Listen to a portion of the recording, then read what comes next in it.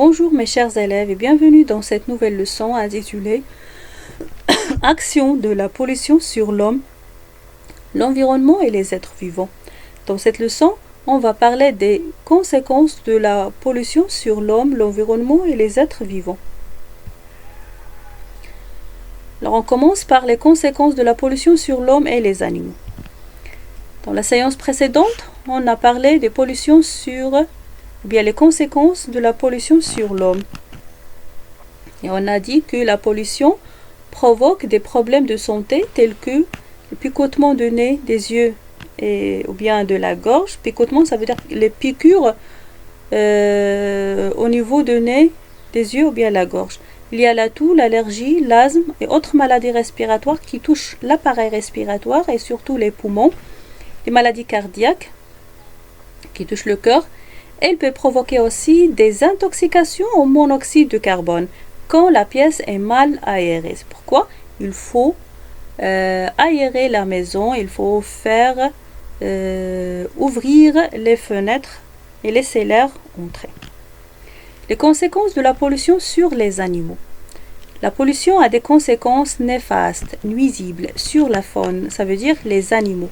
Elle entraîne la disparition, la mort de certaines espèces grâce à la présence des déchets dans les océans, les eaux usées rejetées par les usines. Eau usée, ça veut dire eau déjà utilisée, eau qui est sale. Les marées noires. Une marée noire, c'est une flaque de pétrole jetée par les bateaux qui polluent la mer et provoquent la mort de plusieurs espèces aquatiques et les oiseaux aussi. Conséquences de la pollution sur l'environnement. Alors la pollution provoque la destruction des forêts. Destruction vient du verbe détruire. C'est l'action de détruire les forêts ou bien action de faire disparaître les forêts. Il est provoqué par les pluies acides. Ces pluies résultent essentiellement de la pollution de l'air par le dioxyde de soufre. C'est un gaz produit par la combustion de charbon, de pétrole et des gaz naturels.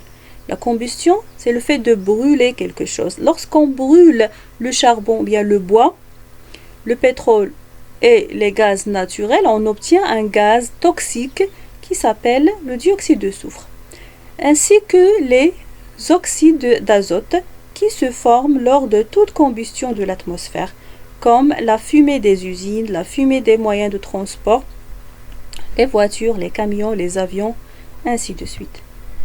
Il y a aussi le dépérissement des feuilles. Alors la pollution provoque le dépérissement des feuilles. C'est une maladie qui touche les plantes. Il est provoqué par la pollution aux gaz toxiques comme le dioxyde de soufre, l'ozone et les fines particules en suspension dans l'air.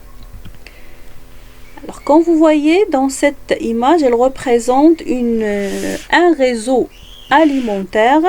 Un réseau, ça veut dire c'est l'ensemble des chaînes alimentaires. Lorsque des chaînes alimentaires se regroupent, on dit, ou bien se coupent, on dit un réseau alimentaire.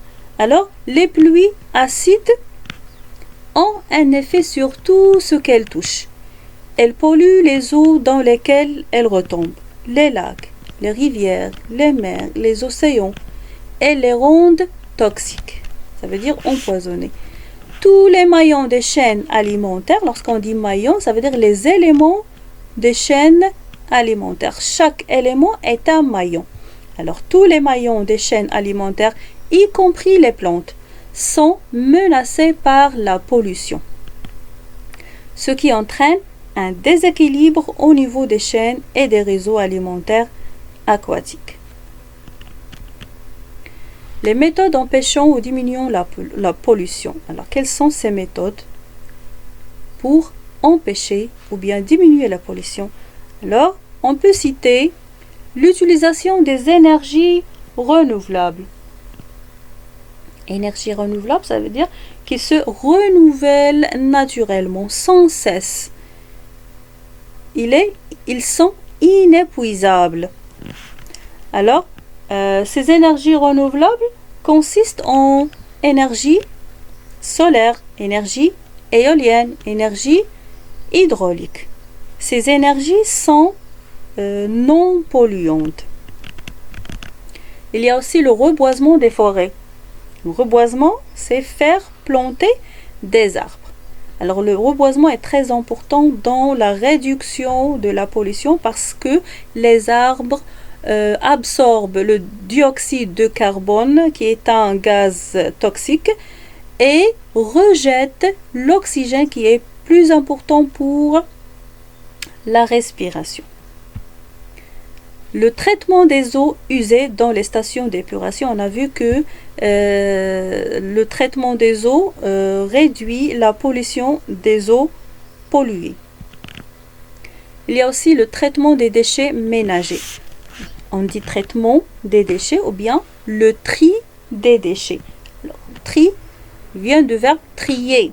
Ça veut dire séparer. Alors, c'est le fait de séparer les déchets en fonction de sa matière, que ce soit en plastique, en verre ou bien en carton, pour qu'ils puissent être recyclés et servir à fabriquer un nouveau produit. Alors, ce sont des méthodes pour réduire. Alors, les avantages de ces méthodes, c'est de réduire la pollution, que ce soit la pollution de l'air ou bien la pollution de l'eau ou bien la pollution du sol. C'est la réduction de la pollution et produire de nouveaux produits, utiliser des énergies non polluantes et voilà. J'espère que vous avez bien compris la leçon. Alors merci de votre attention et à bientôt.